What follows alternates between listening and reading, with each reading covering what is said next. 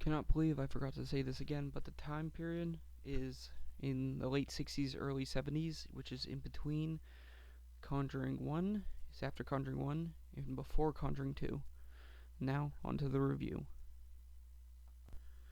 Hi, welcome to my Annabelle Comes Home review. This is going to be spoiler filled, but like I did with Annabelle Creation, I'm going to get my spoiler free thoughts out of the way. All the characters have a really nice arc, and they all work well together with good acting, and the scares were really good. Some didn't really do a jump scare, some was just in the background, something you noticed. This movie's directed by Gary Dauberman and written by Gary Dauberman, who also wrote Annabelle Creation. The cinematographer is Michael Burgess, which, again, the cinematography for this movie is fantastic. Really helps with the atmosphere of what they were going for. In the cast, McKenna Grace plays Judy Warren, Ed and Lorraine Warren's daughter. Patrick Wilson returns as Ed Warren, and Vera Farmiga returns as Lorraine Warren, although they have a small role in the movie. Madison Iseman plays Mary Ellen, Judy's babysitter. Kitty Sarif plays Daniela Rios, which is Mary Ellen's friend. And Michael Cimina plays Bob Palmieri, which is Mary Ellen's love interest of the movie. Now, onto the spoilers. There's a scene with, like, in the beginning, right in the beginning, with Ed and Lorraine Warren as they're taking a doll from the people who had it in the first Conjuring movie. And on their way back, they get lost because Ed gets lost a lot, and their car stops working in front of a cemetery, and Lorraine sees spirits everywhere as Ed is trying to fix the car. But before then, they saw a car crash, which made them have to go to a different route to get home, which ended up having them get lost. And Lorraine saw the girl who was in the accident, who was killed in the accident, in the back seat, and she was explaining to her that she was in a car accident and she passed away, to try to help her move on. Then she looks to her right and sees, like, every spirit that's in the cemetery standing at the gate. Really creepy shot. And as Ed closes,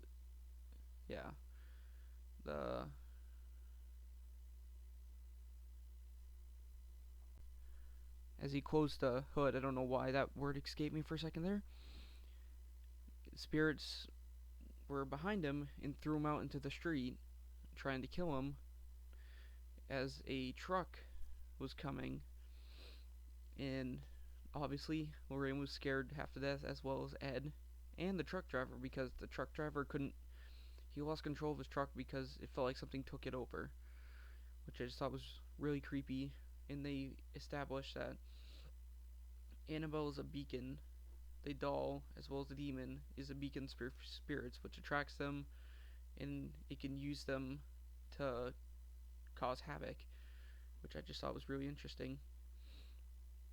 Then you meet Judy and Mary Ellen, and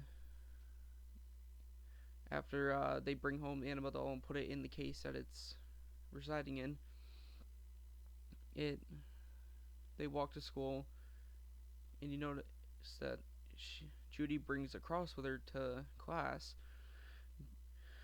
because turns out she has the same type of psychic ability that Lorraine has, which was being able to see spirits. And she sees a priest ghost, like, every single time she goes, and it scares her, so she has the cross as a form of, like, safety. And the dynamic between Daniela and Mary Ellen, and Mary Ellen with Bob, it's all great. They all work really well together, have really good chemistry, felt real, and really helped with the emotional parts of this movie. Daniela pretty much like finds her way to get into the party, or the party before the party, I guess, to celebrate with Judy and Mary Ellen. And as they left to go, because she gave Judy roller skates, she went snooping instead of watching the cake and found a key to get into the artifact room. I wouldn't have done this, and I later on it explains why she's so like desperate, why she's so desperate to get to find this certain artifact or find a way to contact somebody from beyond, because her dad died in a car accident when Daniela was driving, and she feels like it's her fault. And that's like the arc she goes on, is figuring out that it's not her fault. Her dad doesn't blame her, and it's just a really nice story beat. Another thing I really liked was how instead of Judy holding the secret the whole movie until near the end of her ability, she tells Mary Ellen after Daniela touches like everything.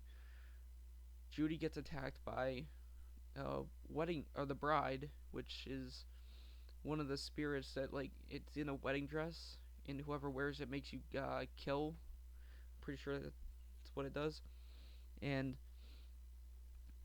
she obviously used a cross and prayed, and all of a sudden Mary Ellen heard a scream from Judy, so she ran upstairs, and she told Judy told Mary Ellen that she has an ability that she can see ghosts, and she said, "Well, ghosts are just dead people, right? It means not all ghosts are bad," which I thought was really a really nice thing to do, because if ghosts are real, not all ghosts would be bad. So, and that actually pays off later in the movie when they're trying to find the Annabelle doll to put back in the case to stop the demon from taking Judy's soul. It they shove the Annabelle doll, or they find the Annabelle doll because of the priest ghost that Judy saw earlier in the film. It's showing that not all ghosts are bad, and he was trying to help her. And I just thought that was really cool, really nice thing to do that was different. And when they find the Annabelle doll, Daniela had been possessed by the bride, so she tried to kill Mary Ellen and Judy after Mary Ellen had to go through the ferryman's like walkway to get to the doll. Ferryman was a really creepy demonic presence. It's like based off uh like I'm pretty sure Greek mythologies, like Karen, the ferryman. I just thought that was a really cool addition, as well as they had a TV that seemed to be able to tell the future and show their worst fear, or yeah, the worst fear.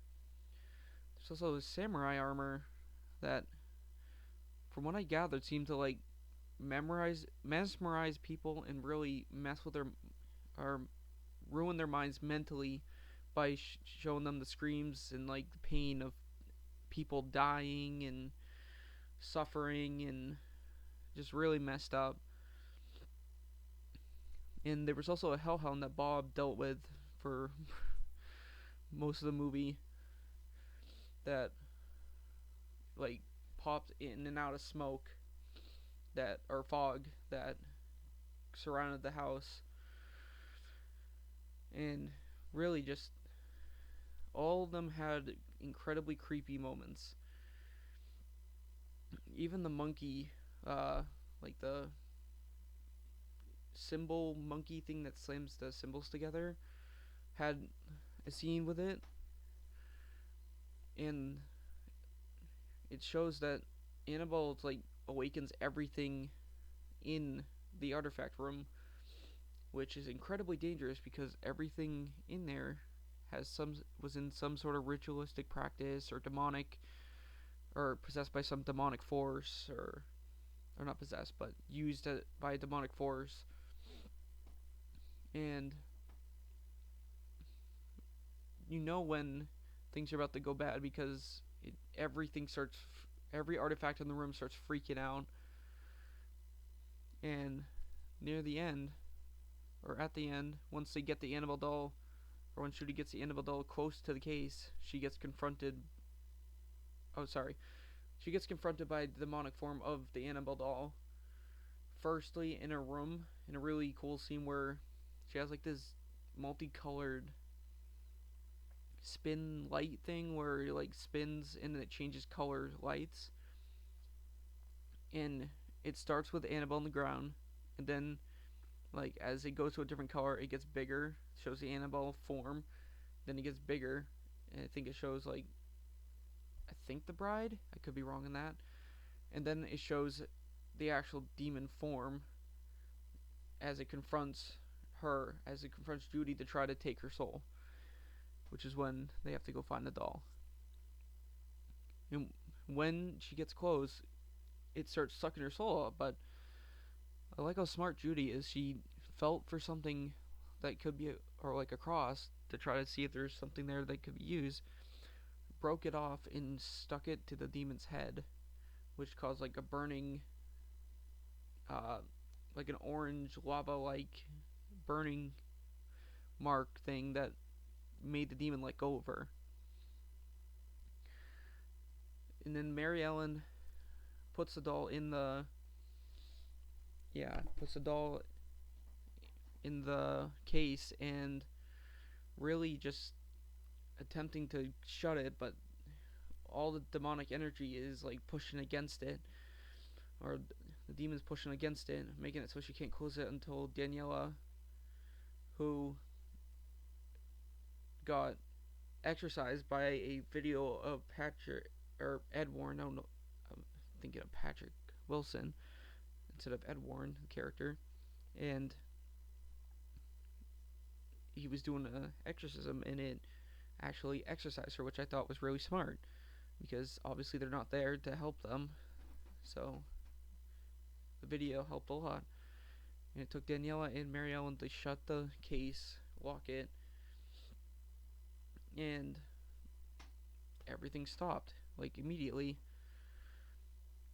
Another thing that really, at least for Daniela, really sucked was she was getting tortured by the demonic energy, showing her dad and saying that it was her fault, showing her dad like after the accident and stuff, really just messing with her, just really fucking with her, ruining her like mental state on that until the end where Vera Farmiga says that she heard from her dad because obviously she's a psychic, and he says that it's not her fault and she needs to stop blaming herself for the accident because he doesn't blame her, which I just thought was very sweet. Really added to the character and how broken they were all the before the incident happened.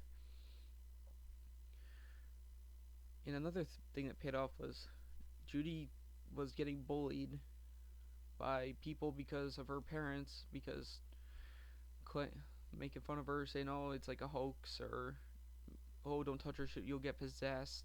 Just awful kid stuff. And at the end, everybody ends up going to her party, including Anthony, which was the like main head honcho for bullying her, and he obviously changed, which I thought was another really sweet moment. And just it's just a really good movie, just really well done, especially considering how this is Gary Dauberman's first time directing a movie, because he writ like a bunch of the other Conjuring verse movies. Thought he did a very good job and really enhanced what was there. I'm gonna give it probably. There was some decision making that wasn't great, like Danielle going into the artifact room more than once, but again, that's just a nitpick because of what her character lost. So probably gonna give it like about probably a 9 out of 10 as well as Annabelle Creation. Although I think I slightly prefer Annabelle Creation to Annabelle Comes Home. Thanks for watching. Like, subscribe, comment, and peace.